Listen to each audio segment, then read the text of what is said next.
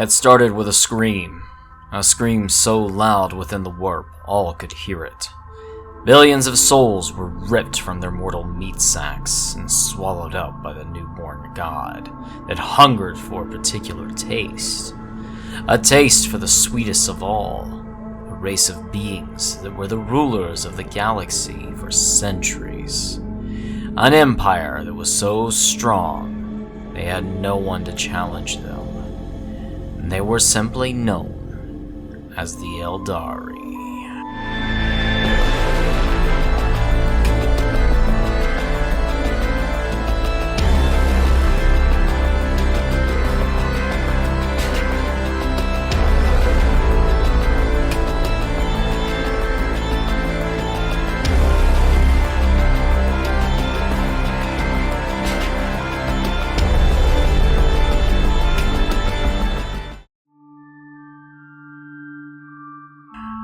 During their time of rule, the Eldari had conquered the stars.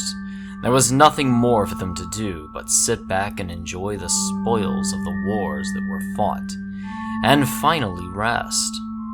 The peace and prosperity gave them time to enjoy life and experience all those pleasures that come with living peacefully. As the saying goes, hard times make strong men. Strong men make good times.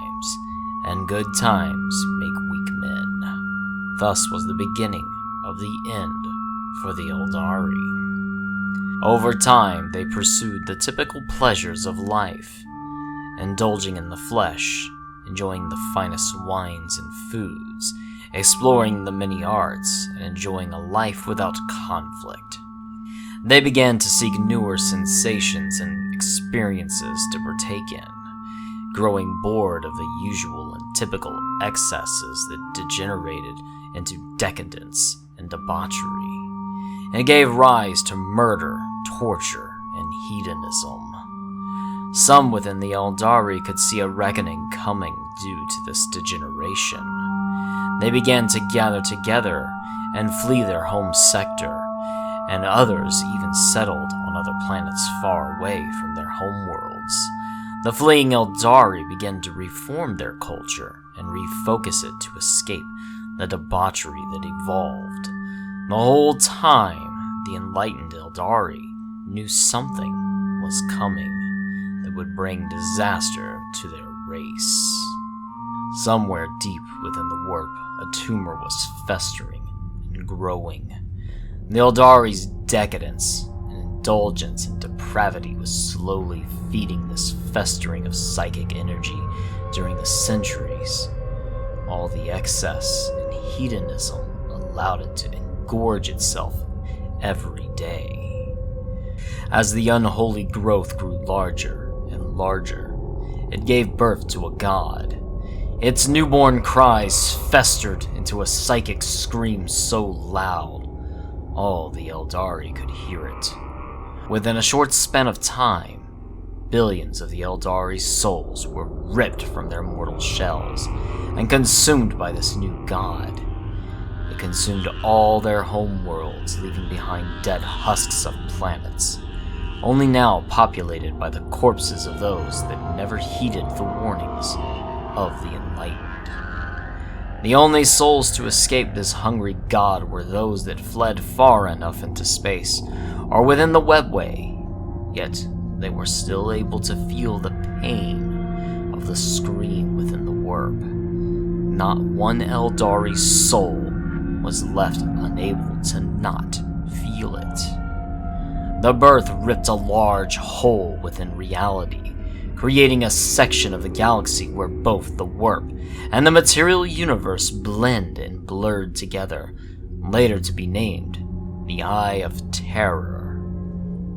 Though one good came from all of this, it cleared all the warp storms that were keeping space travel impossible, that would later give rise to the Imperium of Man. What was left was a god that now fed on all mortals' desires, their excesses, pains, pleasures, and indulgences, always now whispering in the ears of all, just a little more, just a little more, seeking to corrupt any mortal that wants to aspire or indulge. The god has many names: the Dark Prince, master of excess in all things. The Eldari call it She Who Thirsts, but the galaxy as a whole knows it by one name alone: Slaanesh.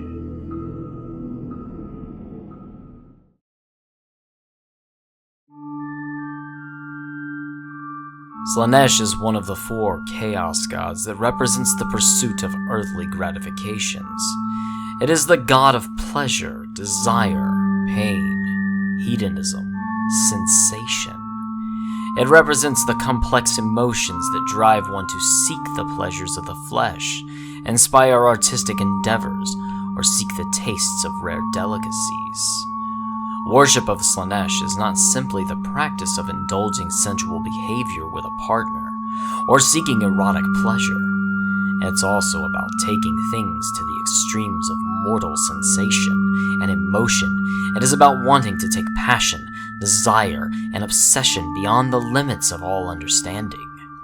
The artist who paints wanting to not only use the finest of colors in their work, but also seeks colors beyond their own mortal understanding, creating their art using perhaps a rare flower here, a pigment created from a rose, a color formed from the grinded up bone of another human, blood of another to create a rich red, perhaps the skin of another to use as a canvas. It is about tasting rare delicacies of the universe: a grape, an apple, a taste of a human's brain, the quenching thirst of wine derived from another's blood. It is about traveling beyond the addictions and seeking more and more. When a mortal population becomes so enthralled into their own decadence and hedonistic pleasures, and begins to seek more sensations, whether in Slaanesh's name or not, She Who Thirsts will still take notice. This can lead to disastrous occurrences that can cost billions of mortal lives. As a mortal population continues their path into debauchery, the veil between the immaterium begins to weaken and allows the demonic forces of Slaanesh to take physical form and relish within their own devious desires. Demonic creatures that are twisted forms of feminine and masculine beauty, monstrously large beasts between animal and human, creatures with large barbed crab-like claws that can rend and tear apart mortal flesh. They dance and revel in the pain and violence they cause, and in many ways it looks like a beautiful display, almost like a performance on a stage. These incursions can lead to entire worlds and populations dying and forever destroyed to even be unsalvageable. Then, there are those that follow in Slaanesh's name that are versed in the arts of warfare. Mortals that seek to perfect skills and take martial combat to the extreme. They get pleasure from the feel of every swing of the blade, every scar it causes, and every scream. The art of warfare, though dirty and often brutal, is still a dance to master and revel in. These followers can hail from the most superhuman down to the lowliest of the average soldier. When a mortal that fights in her name, she might take notice and gift them new ways to fight, perhaps a regal blade, a new ability to move faster than ever thought possible, even heightened senses to feel the rush of the battlefield more. If one is so devout and proves powerful enough, they could be gifted the ultimate prize, ascension to demonhood. The power of Slaanesh is sometimes seen as the most dangerous of the 4. All mortals enjoy pleasure and seek to perfect their skills in life. This means the window for Slaanesh to whisper to you is always open. The question is, will you open your ears to listen?